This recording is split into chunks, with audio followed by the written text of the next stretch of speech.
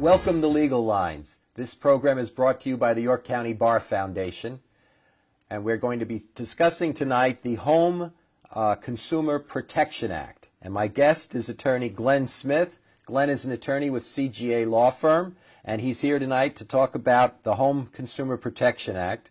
So welcome, Glenn. Good evening, Tom. Thank you. And the first thing I'd like to ask is, what is the Home Consumer Protection Act? The Home Improvement Consumer Protection Act. I forgot the word improvement. No problem. Well, besides it being a very long phrase for an act, what it is recent legislation that was passed approximately 2 years ago, designed to provide sweeping changes and protections to the home improvement consumer industry. And mindful through this conversation, this is solely about residential. It's people's homes, about improving their homes. So you're not talking about new construction here. You're talking about someone who has a house and they want to make some type of improvement to it, whether it's putting in a new room or doing a new kitchen or something along those lines. That's absolutely correct. It's only about improving someone's home. It has nothing to do about commercial buildings.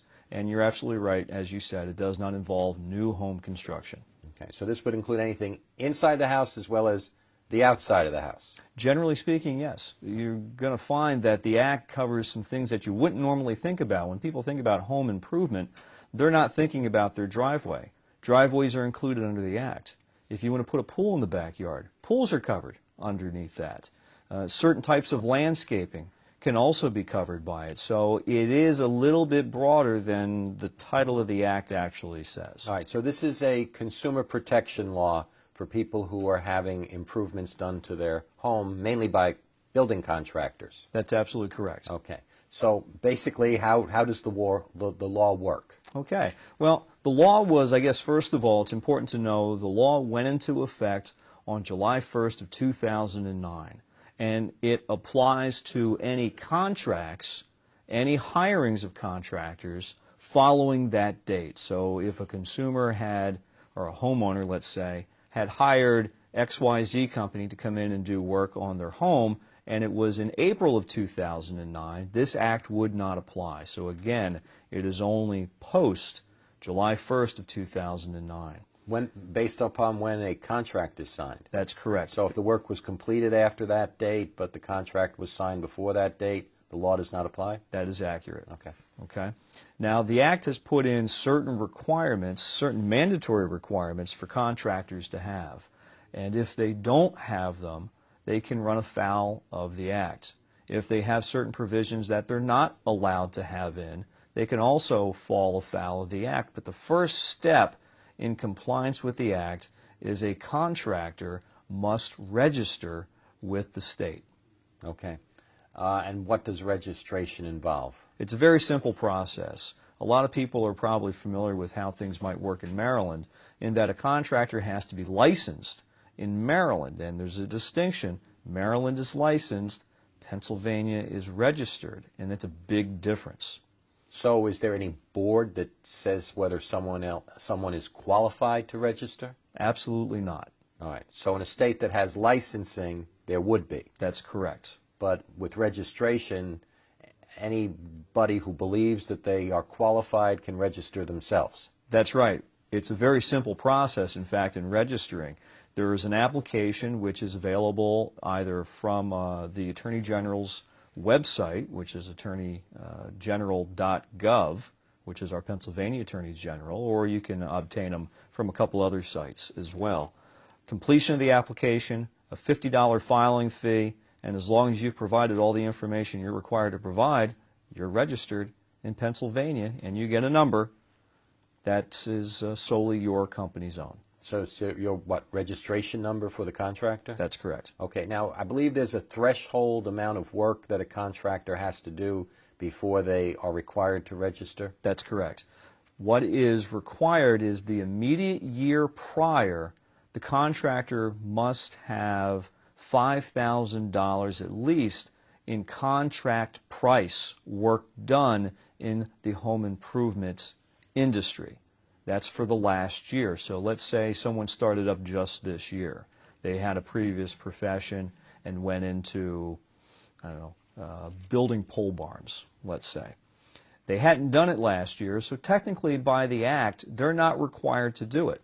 They're not required to register. If this year in 2011 they wind up doing more than $5,000 worth of sales, beginning in 2012, they must be registered. But there is no prohibition from someone registering if they're brand new or they have not done $5,000 the year prior. So if I'm a consumer who wants a home improvement, the first thing I should do is make certain that the person I am hiring is registered? I think it's an excellent starting point, keeping in mind that it does not certify this person, it does not give them some type of licensing in Pennsylvania, but what it does is a contractor who is registered in Pennsylvania has to provide a fair amount of information, and all that information is available on our Attorney General's website. So all you need to do is go on to the website, attorneygeneral.gov, click the link for the Home Improvement Consumer Protection Act, and it has an option there where you can search for your contractor. So what type of information are contractors required to post so if someone's researching the contractor, they can find out certain information? If it's just an individual, they need to have their personal contact information there, their full name, their address, their telephone number. If it's a business that's using a business name, it's ABC Contractors, they need to have not only the company information there, but who the owner is as well, so you know exactly who it is that you're dealing with. In either event, an individual or a corporation, a business, they need to give information that goes back a minimum of 10 years. Has this person had other businesses under other names in the home improvement consumer industry? You could think of a situation where this particular person had a business 5 years ago, got into trouble, decided to close that business down and start afresh with a brand new business. By the Attorney General's requirements, they have to give that information. So that would prevent somebody from having lots of problems with a prior business name from starting a new business and saying, I've had no problems before. That's absolutely correct. It makes it very difficult to hide from your past problems. In addition to identifying prior names, prior owners of your company as well, if you maybe bought it from someone, you need to indicate who the previous owners are because there might be problems there as well that you as a consumer would want to know about. In addition to that, you would need to indicate whether or not you or the company has filed bankruptcy in the past 10 years. Has the owner or the company been charged with anything criminally? And has the owner or the business been sued civilly for anything that would have to do with home improvement, for example, a breach of contract or fraud? All of that information would need to be on there. And that's important information when you're trying to figure out, do I want this person to come and do work for me? Have they had any prior negative experience? Are they required to list whether they have insurance and how much insurance they have? Yes, under the Act, they are required to, first of all, have minimum coverage levels, and then they must indicate what those coverage levels are. There's two different coverage, one for personal property and one for personal liability, things versus people. And in each case, there must be a minimum of $50,000 worth of coverage. So they must indicate the amount of coverage, which most home improvement contractors are going to have more than $50,000. But the state's requiring anyone who registers to have at least $50,000 worth of liability coverage? That's correct. Okay. And if they have more, that would be some information that would also be available when you looked up the contractor on the website? That's correct. Okay. So somebody I assume people should look at this, number one, when they hire a contractor. Of course, you would use all the traditional methods of hiring contractors well, word of mouth, prior customers, etc. But in addition to that, check out this information, and then you hire the contractor. Are there any requirements for hiring a contractor set forth in this Act? Yes. According to the Act, there must be a written contract, no longer a smile and a handshake or just simply giving you an invoice for payment when it's all said and done. There is a threshold amount here, however, and that has to do with projects of $500 or more, which, as you imagine, would probably cover the majority of products or projects that you're going to have out there. So, like, for example, if I call a plumber to come to the house to unstop a drain, that might, I hope it wouldn't cost me over $500, but they would not need a written contract to do that. That's correct. But if I asked them to put in a new sink, which would probably cost well over $500, then they would need the written contract. That's accurate. Okay. So is there any requirements what appears in the written contract? For the written contract, there's a number of things that are required by the Act. First of all, they have to have your Home Improvement Consumer Protection number on there that they've received when they registered with the state. In fact, not only must it be on the contract, it should be on all advertisement that they have, invoices, work orders, things of that nature. That's an interesting issue that we talked about before the program began with advertising. Any advertising has to have the contractor's state registration number. That's correct. And I see people who work for various companies where they wear T-shirts that say the name of the contracting company. Do they have to have that number on it? Well, the Act says advertisement, and it is unclear because it really hasn't been thoroughly designed or defined as to what advertising is. I suppose there's also a question about any advertising that was already in place prior to the Act that had been formed. I can't envision that our friends up in Harrisburg would have meant to have everyone pull any type of advertising they've ever done to bring it up to date. But at the same time, that issue really hasn't been litigated yet, so it's hard to say. I think one of the other problems that is inherent in this Act is the number of contractors that have applied for registration here in the Commonwealth is rather voluminous. It's hundreds of thousands of people or companies that have done this. And the question turns, and in today's economy even more so, is how does one police this? I don't think the Attorney General's office has the opportunity to be driving around the streets to see who's got their number on a truck or who has their number on a sign outside of somebody's house. So there is a little bit of reality that comes into play here too. Okay, is there anything else that needs to be in the written contract? Yes, there's a number of things. First of all, there must be a sales price on there. Going back to the example that you gave, is you're going to have a sink installed. As the contractor, I need to tell you this is going to be X. This is going to be $1,500, and that number has to be put on there. A lot of times, things are done on time and costs, and a contractor may come in and say, well, it's going to be about, I don't know, about $1,000. I'll get a better idea after I tear the wall down. And then you're into the project, and the price starts going up and so up and up. there needs to be something in the contract that explains the price, if there needs to be a variation based upon the original estimate, how they will determine that? That's correct. And we're just about out of time on this segment. We'll be back in a few moments. This is Legal Lines.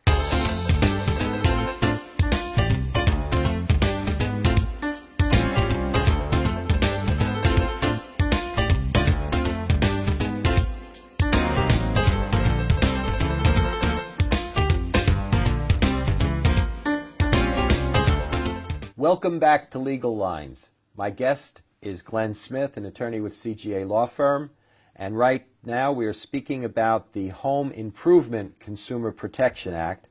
Before the break, we were talking about the requirements of a written contract for any type of home improvement project that would cost over $500.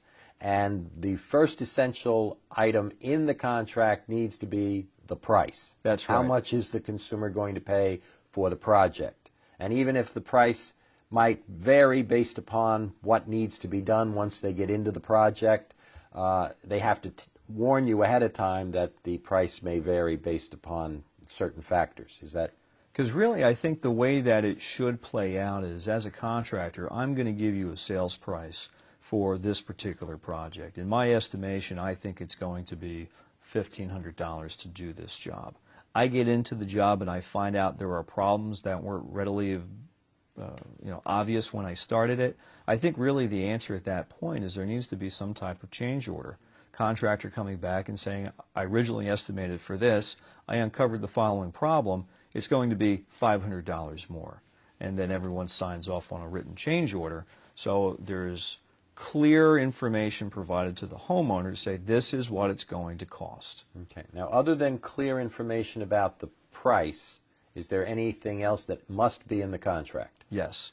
In addition to the contractor providing all of their contact information, their address, their telephone number, the name of their outfit, their registration number, they must provide, if they're using any subcontractors, the names of their subcontractors along with their contact information and registration number. Again, the Act is really designed to be more of a full disclosure act in that the homeowner is really knowing who is it that they're dealing with.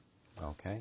In addition to the contractors, there needs to be a very clear scope of work, meaning I'm the contractor, here is what I'm going to do. And not only the work, but the materials that are being provided. I'm going to provide the following materials. If the homeowner is to provide something, that should be written in there as well. So again, it's quite clear what's going to be happening. It's about expectations, I think. Now, in addition to that, there needs to be a clear start date and end date as to when the project's going to happen. Now, this date doesn't have to be finite. It can be an approximate start and completion date. But I think the problem will be is when it becomes unreasonable. I gave you a start date of April 5th. It's now mid-May, and you haven't started. That's probably going to generate a problem. But as long as it's reasonable, there's going to be delays. That just happens. The weather gets into the way. Someone gets sick.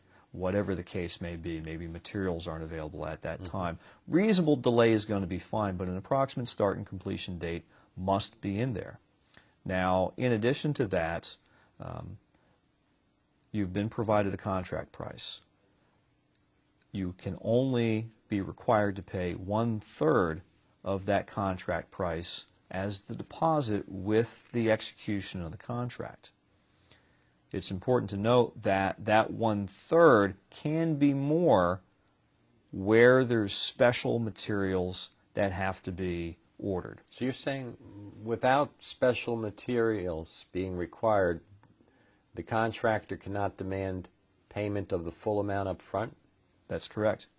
Okay. That is correct. The most the contractor can require up front is 1/3, unless there's like a special order, if somebody orders special type of wood or finish or whatever the project might be, then the extra material that's specially ordered, the consumer might have to pay for that up front. That's correct. Okay. That's correct. Now, in addition to all these things, we talked back before the break was about insurance. Insurance information needs to be included in the contract as well. I have the following coverage for personal liability and for property damage.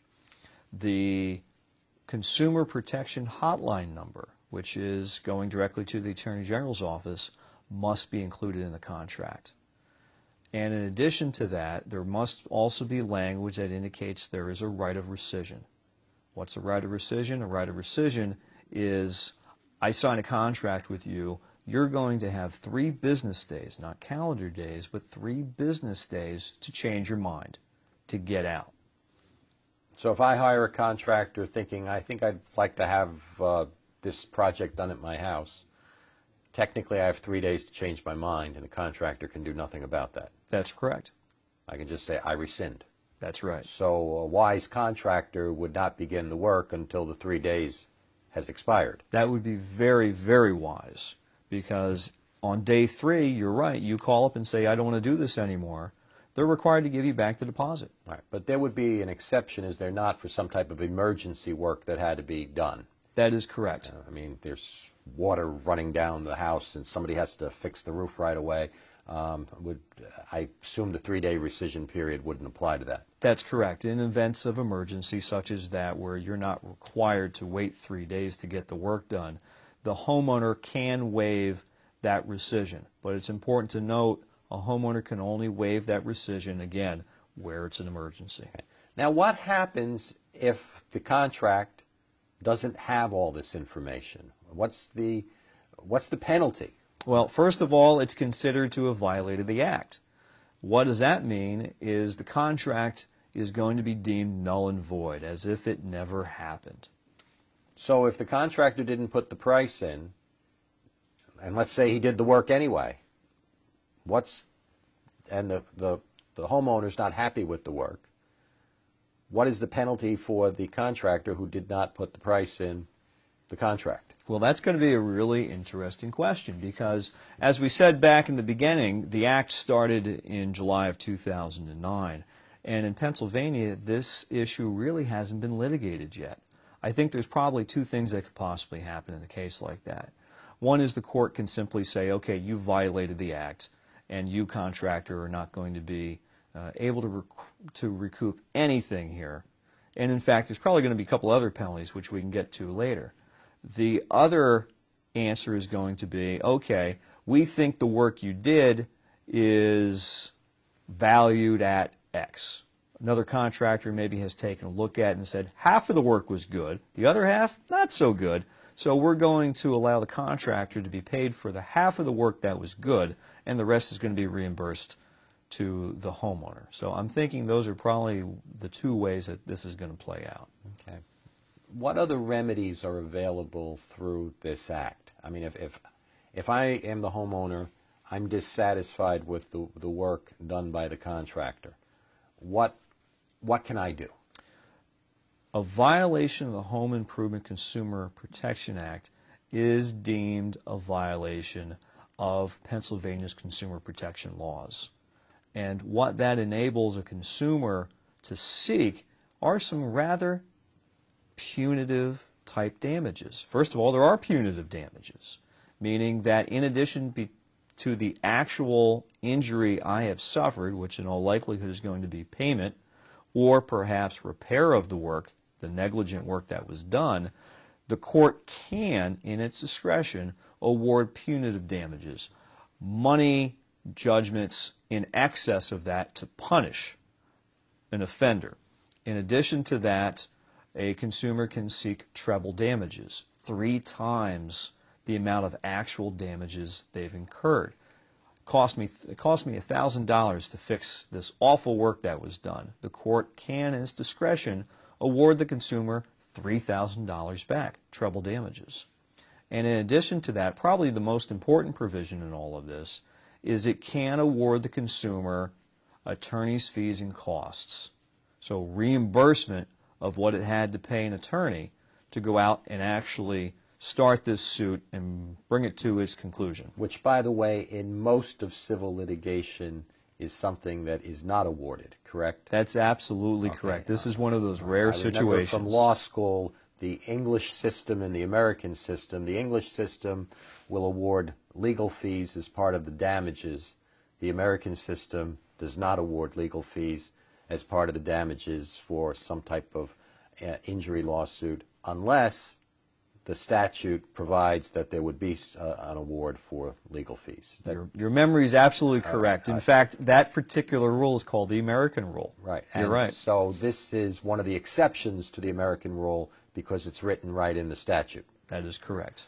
So, and I assume that the part of the reason for this is so that people say, well, gee, I can't afford to hire an attorney to take legal action against the contractor who did not do the work properly. That's correct, and it's one of the important provisions in most of the consumer protection laws you'll find, either in the federal or on the state level. Now, is there a place to report a problem with a contractor? Yes. And where's that? You would report that to the Attorney General, and you can do that on the website where you can fill in a form and it will be sent electronically to them, or you can call them on their 1-800 number. Now, if the Attorney General receives a report about a problem with the contractor, what do they do? What does the Attorney General's office do? Well, the Attorney General's office is going to make a determination whether or not a crime has occurred, because the Attorney General's primary focus here is going to be a determination of a criminal action, because the Act has created a new crime. and that is consumer protection fraud, home improvement fraud. So it's in addition, it's a new form of fraud that we didn't previously have. But I would assume that the standard to prove that is much greater than just saying I'm not happy with the work the contractor did. That's absolutely correct, because the distinction between fraud and someone doing a sloppy job is, in order to prove fraud, there had to have been an intent at the outset to, for lack of better words, rip somebody off. But if you can prove the fraud, or it's likely that there was fraud, then the contractor might not only suffer civil penalties, but also be charged with a crime. That's right. There may be criminal prosecution as well. Now, it's my understanding that if you want damages, you have to take independent legal action. It's not just through the Attorney General's office, except for in the case where it's outrageous or a crime. That's correct. It would be necessary to have a civil action commenced. That's something the Attorney General will not do for you, and that's something you must either do on your own or seek legal guidance, representation to have that done in the form of a lawsuit. And that lawsuit, you might be entitled to some of the remedies set forth in this act, which include the treble damages, the possibility of being awarded your legal fees for pursuing the action. That's correct. Okay, well, thank you. We're almost out of time right now. Tonight, my guest was Glenn Smith. He's an attorney with a CGA law firm. For disclosure, so am I, an attorney with CGA law firm. This is Legal Lines, was brought to you by the York County Bar Foundation. The Bar Foundation does the charitable work of the York County Bar Association and also brings you programs like this as a public service.